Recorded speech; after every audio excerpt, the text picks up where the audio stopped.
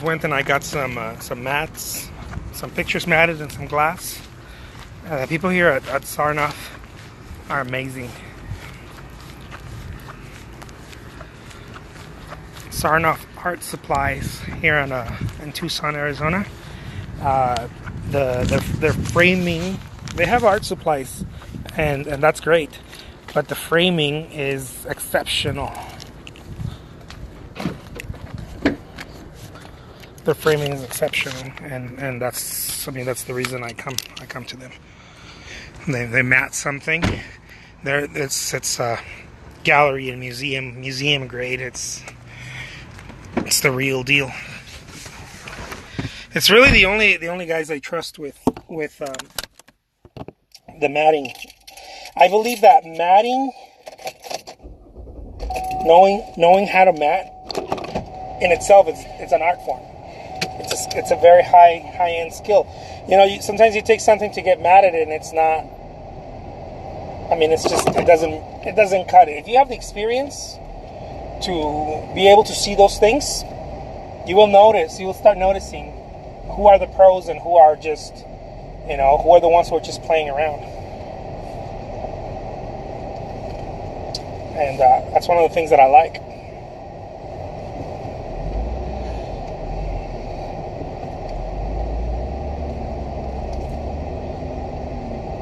So,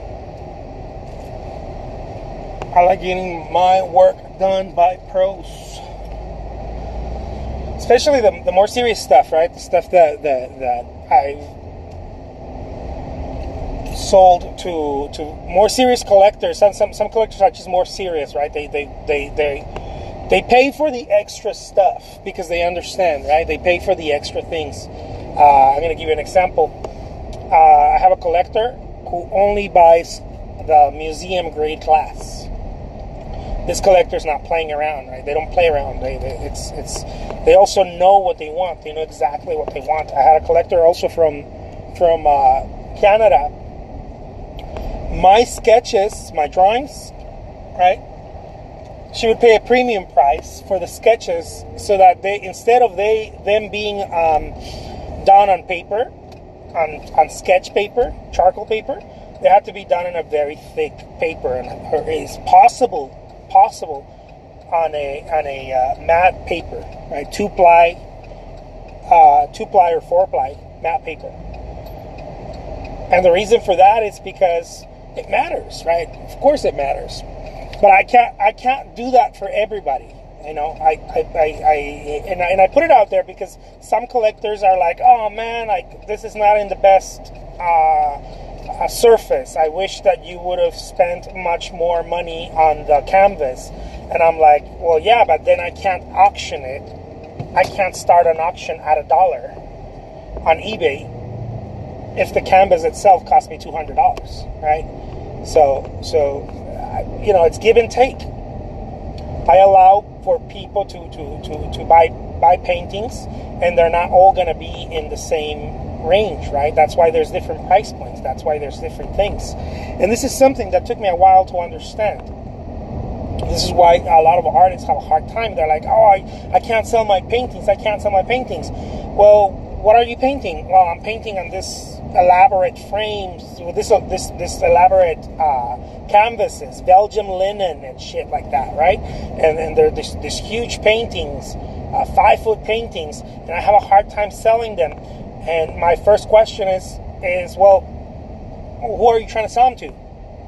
They're like, well, I put them on Etsy and this and that. I'm like, no, it's not going to work like that. That type of painting, you got to sell it in a gallery setting. That type of painting sells in a gallery setting. You're talking about a very high-end piece. Well, how do you do it, they ask me. And I'm like, well, I have price points for everybody. There's different price points, right? There's the people that only have $20. I'll get you something for $20. Don't worry about it. There's people that have $1,000. I'll get you something for $1,000. There's people that have deeper wallets, or they just love artwork. They don't have to have deeper wallets. They just love artwork more than the average person, and they're willing to invest because you're not spending on artwork. Remember, when you're buying artwork from someone who markets themselves, okay, someone who's impacting on the market, You're not spending, you're investing, because the artwork is going to go up in value. Every time you find an artist who's relentless at marketing, or a gallery is marketing the artist relentlessly, not just one every now and then, relentlessly marketing, it means, see, me showing up here, talking about my stuff, talking about my paintings, showing up here on Instagram every single effing day, on YouTube, on Facebook, I'm not just doing it for me. I'm not just selfish like that. I'm not doing it for me. I'm doing it for everyone who's bought artwork from me. I'm making sure that the artwork goes up in value. Every time new people see me, every time people hear my name, every time people are like, oh, I know who that cat is. That's the one who talks about marketing and on YouTube. Or how to paint without thinking, and on and on. Oh, I've seen him. I've seen his work. Every time someone says that, guess what?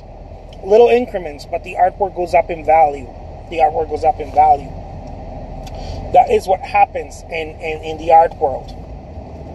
Don't believe what galleries out there say, that some galleries try to sell you the whole thing of, well, the artists that are most valuable, almost nobody ever hears about them. That's bullshit. That's not true. It does not work that way. It does not work that way. That's a huge lie that some galleries who are sackless say that kind of stuff, because they try to stop artists from moving forward, because they want to keep them to themselves. And I'm not saying that this is something that everybody does, but there's a lot of galleries that do that. Some gallery tried to do that to me. They told me, stop marketing yourself. The people that are marketed are not famous, are not the best artists. The best paying artists are the ones who nobody knows of. I'm like, that's bullshit. Imagine if nobody knew Rolls Royce. Imagine if nobody knew Coca-Cola. Nobody knew McDonald's. That's not true. It doesn't work like that. It's the opposite. The more known you are, the more valuable you are in the marketplace. So every time that I show up on Instagram, on Pinterest, on Facebook, LinkedIn, YouTube, whatever the social mediums or gallery spaces, or every time I sell an auction on eBay, I sell hundreds of those every month. Every time I sell an auction on eBay, one of my paintings or drawings or watercolor, every time that I'm showing up, guess what? A new family knows who I am. It's not just one person. It's an entire family. This is the way I look at it. Someone buys a painting from me, what are they going to do? They're not going to go and hang it or put it away in a closet. Of course not. They're gonna hang the paintings and then talk about it relentlessly to their friends and family. You ever thought about that when you sell your artwork? How crucial it is to sell as much artwork as possible? You ever thought about that? I'm giving you one of my secrets here. How crucial it is for people to own one of your art pieces. The long run, right? That's not the immediate. That doesn't mean that you're going to start making money or selling artwork more because more people have it right away. No, that's the long game. That's a few years from now.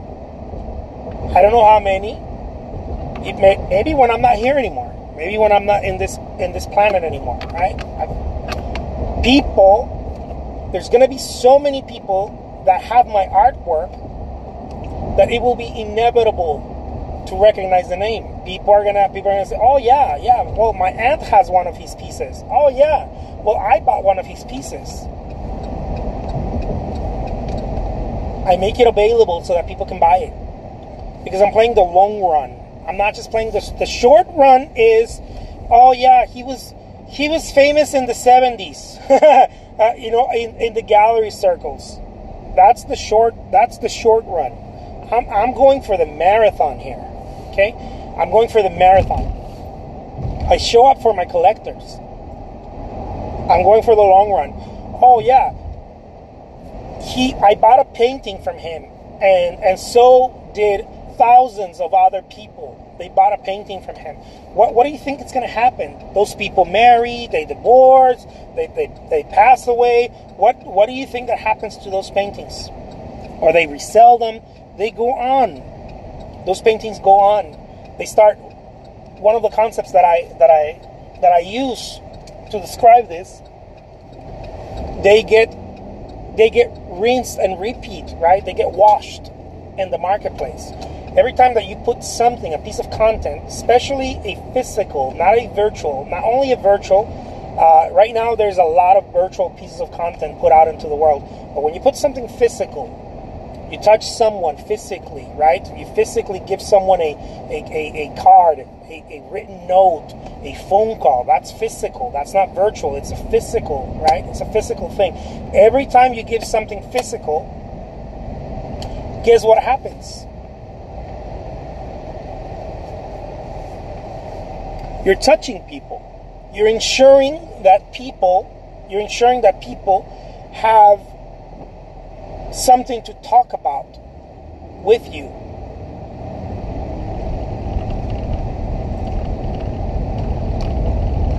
You know, you're making sure that people have something to pass on. This is one of the problems that artists face over and over. They don't leave anything for legacy. They don't leave anything to pass on. Someone buys a painting from me, it's gonna get washed in the cycles of life. It's gonna get washed. Someone's gonna buy it. They're gonna hang it in their house, probably a couple of years. Then it's gonna become a gift. If it doesn't become a gift right away, someone will pass away or whatever. They're gonna sell it in the secondary market. Someone buys it again. They're gonna rinse and repeat the same process. Oh, my great grandmother bought this painting, and now they give it to someone else. Now they put it at auction. Now the painting, 40 years went by. The painting now is worth 10 times more, just in vintage value, and on and on and on. You know, it keeps rinsing and repeating. This is something that good, thank you, that I learned over the years. That's your vicious dog over there? Yeah. Saying hi to me, kind of like, I think I should bark. He'll be upset if I don't bark, so I'll bark at him. And then I'll look at him, you know. He's my guard dog. Yeah. My gargoyle. Yeah.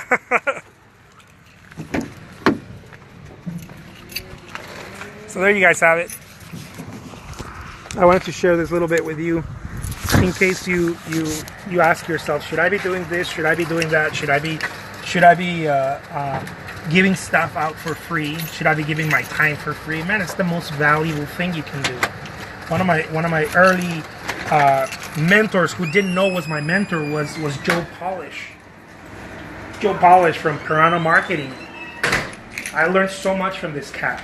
I was buying his programs. I learned so much from him, and he talks about that. He talks about giving. Giving is the most important thing you can do. I got it right here. Okay. Yeah. What are you guys doing? What are you guys up to? Working. I like that. I need to be doing some of that. Giving is the most important thing you can do.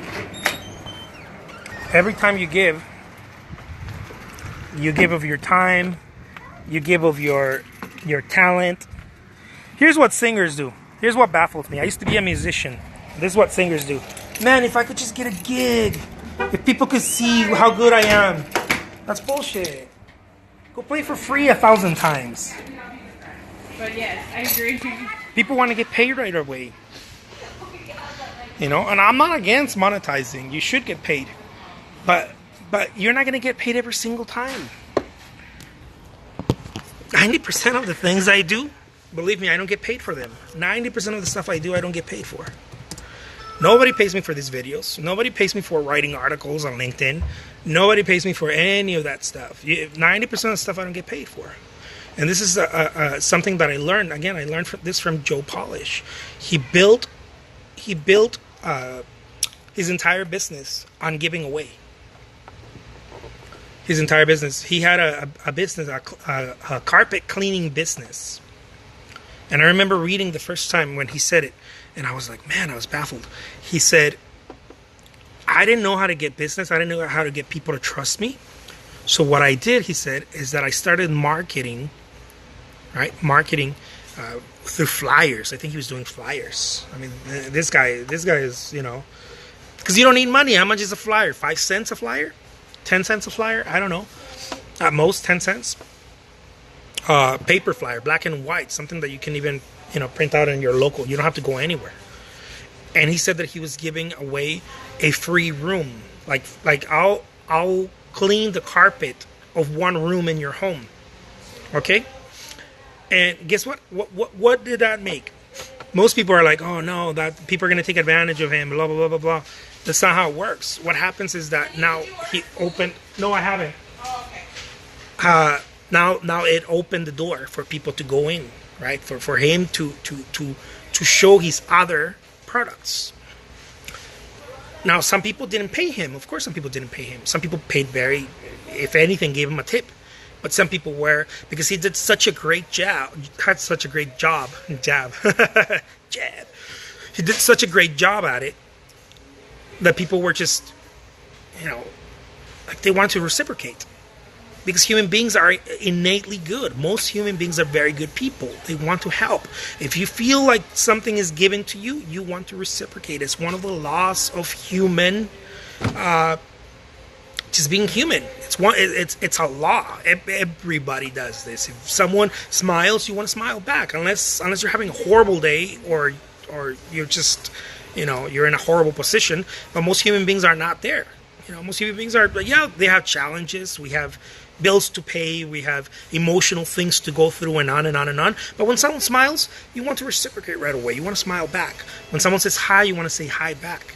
When someone does something nice for you, you want to do that back.